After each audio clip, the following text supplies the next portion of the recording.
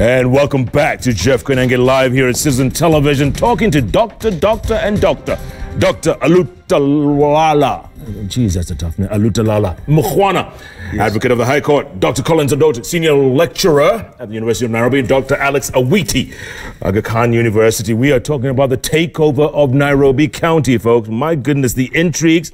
But as Dr. Awiti said, these are really interesting times. So let me ask you this. I saw a meme today. Could have been true or not. Evans Kidero laughing, saying, "It's not really a walk in the park, is it now, Sonko?" Did you guys see that? Yes, I did. And Jeff, you know, when Evans's term ended and Sonko came in, the first few months, he actually did the right things. And people are like, wait, look, Sonko is actually able to do the things that Evans wasn't able to. And guys were like, we don't actually need an educated person. We just need somebody who has some levels of intelligence.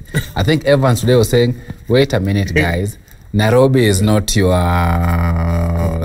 cup of tea. It's not your small-scale plane. Look, the guy can't even deal with basic things. That's actually what Evans is talking about. Absolutely. But the second thing it shows is when the framers of the Constitution said that for a governor, we needed certain kind of skills, I think they were not wrong. There was a reason why they said so. Because what this is demonstrating by the transfer is actually saying, sorry, I am unable to offer basic services. That's an admission. Dr. Mukhwana, yes, the fact that Sonko was allowed to get away with it for 2 years, he didn't have a deputy.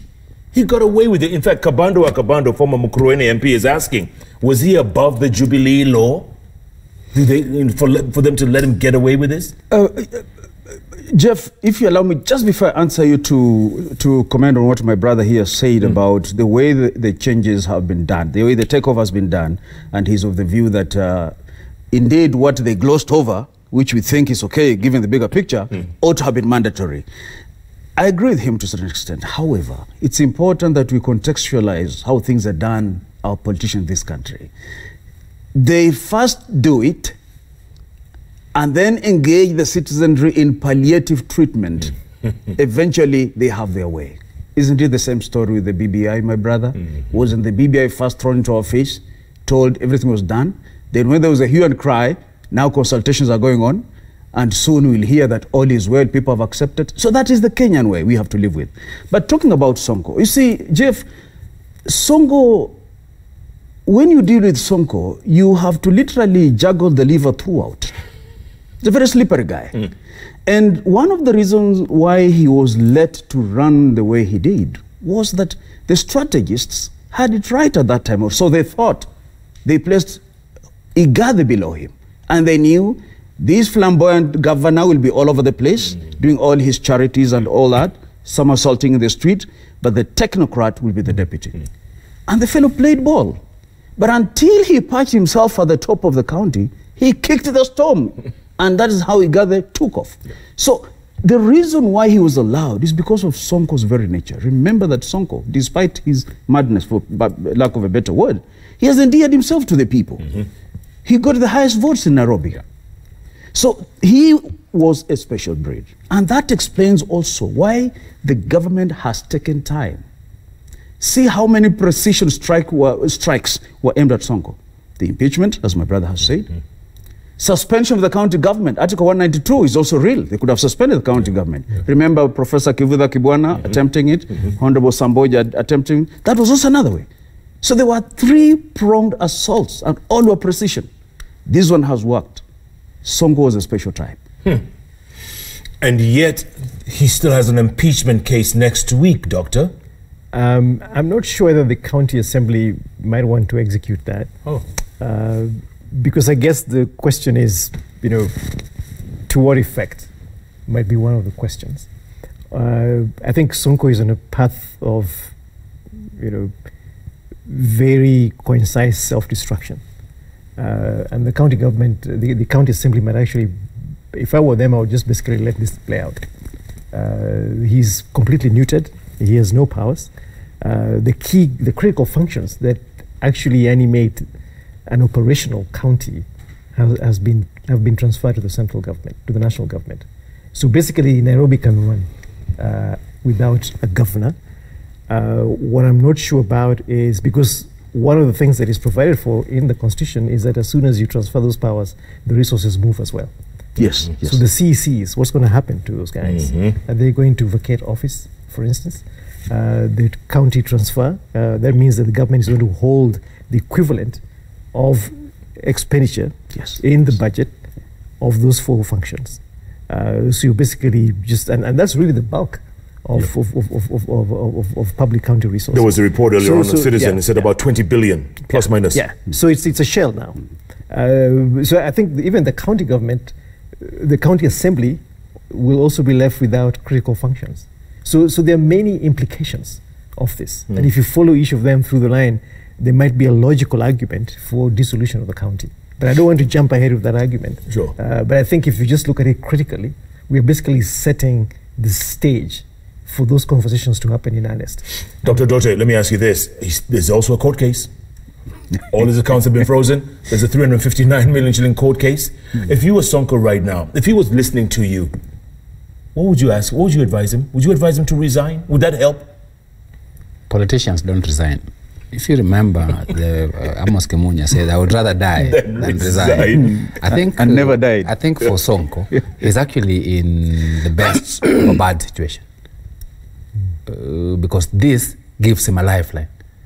Doing anything else is politically digging his own grave. I think with this, he can be able to stabilize the ship a little bit and ride himself. Is he still governor? Yes, he is. He is. He is actually governor. Now he's more governor than he was 2 days ago. Except if I was the county assembly, I would actually impeach Governor Sonko. You would? I would impeach Governor Sonko. Because if you did, then first you muddy the waters, because these people didn't consult you. But the second, then you enter into the constitutional issue, do we go for a new election? And when you go for a new election and you get a new governor, that governor will actually have the opportunity of saying, wait a minute, this thing that you entered into, first, you did not consult us as government, but number 2, was on the basis that Governor Sonko was unable to deliver. I am able to deliver. So give me my functions back. Give me my functions back. Oh, Lord. Dr. Mukhwana. My advice to Sonko would be this. Just like the good Lord said, come to me, you who labor. And are heavily laden. And heavily laden, and your sins will be forgiven. I'll give you rest. I would ask Sonko to come to the BBI and be as useful as ever. And who knows, passing through the BBI, supporting the BBI, washes many sins of politicians. So let him be useful to the BBI and never raise the furor that has been raising. He may just be cleaned, as we see most of the governors being cleaned. Come to the Lord. Come to BBI. Sonko. But on a more secular note, I think, to Collins's point, would the government allow this thing to play out through impeachment and this lacuna, this catastrophic crisis of governance in Nairobi? I think they would pull the rug from under the feet of the county of Nairobi and actually suspend the county and not let it play out in a by-election. That's just be, if I were the president and I'm presented with this, that's what I would do. Suspend the government? Yes, as soon as you suspend the county. But you have only 90 days to play with. After that, an election of sorts had been called. Has to be called. Yes, after 90 days. To then reorganize.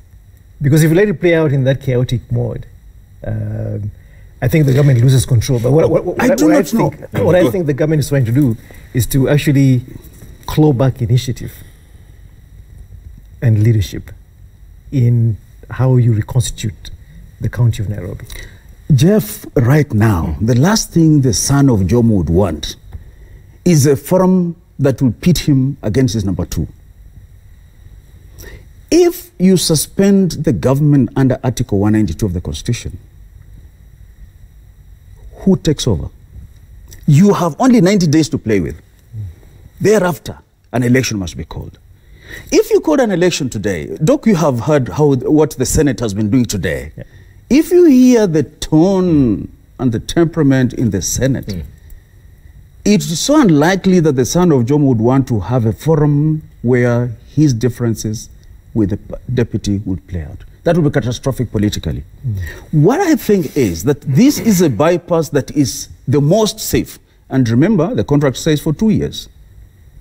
So by the second year, where shall we be? 2022. Thank you. So you're suggesting that then, in this scenario, then Sonko just rides this to the end of his term? Yes, he has to. That is the safest bet he has. In fact, as I've said, don't rule out Sonko.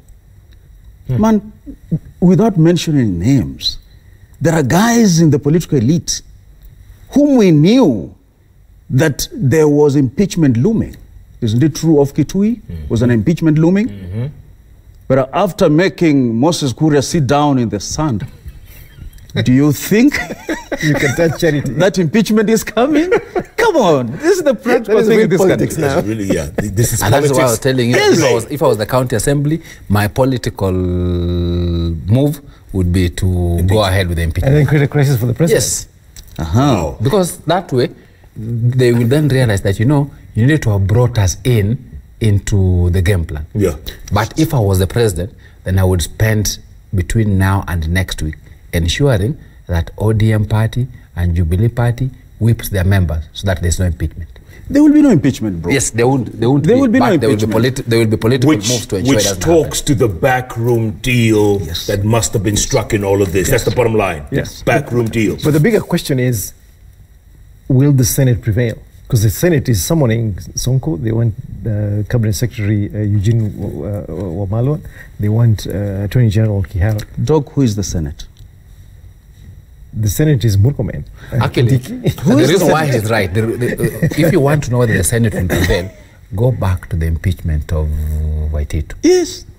That's the same story that will play out in the Senate, in that the two elements of the current political contestations will take their conversation to the Senate. The people who have done this are the guys on the president's side. However, if the MCA's or county assembly does not impeach him, the Senate will have nothing to do with it because they just uphold it, right? No, the Senate is Now they're questioning questioning this process. Yeah. So the Senate is saying that this process has been bastardized. Not and all, therefore- not all the Senate. Yes. And they might actually restore the status quo and say those functions go back. That's what they want. Because to the push for. person who led that motion is the Senate Majority Leader, Murkomen. Senator Murkomen. If Murkomen has the majority in the Senate, I think from the last conversations around Governor Waititu, I am not sure how much of majority my good friend Senator Kipchumba is. I don't know how many people he has for him to be majority to carry out an issue. Because to what Dr. Mukhwana was saying, it's going to pit the president against his number two. And when the push comes to shove, those numbers scatter into smithereens. On that smothering note, we're going to take a quick break, come back. The day-to-day, guys. Who's going to run the day-to-day of Nairobi County? The most powerful city in the union. And also, does this set a dangerous precedent to the other 46 counties? Are governors shaking in their boots right now or no? Jeff, the city has been on autopilot. Exactly. In fact, the bigger equation, at least now there's somebody who's running it. Who has been running it for the last 30 days? This song, True. Hold that thought, gentlemen. Hold that thought. Keep tweeting. I will get to your tweets. This is a great topic of conversation, folks. The takeover or handover of Nairobi County. It's actually a handover. It's handover, right? It's literally. But the president was looking over. it's both. It's both. At Koinange Jeff, I says to me, the hashtag is JKLive. JKLive takes a break. We'll be back in a moment.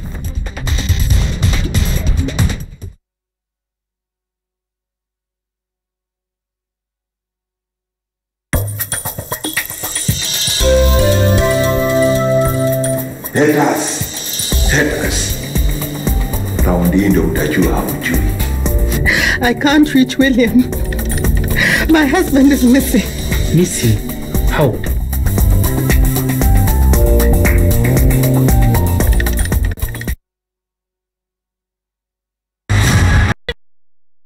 We've brought you the best.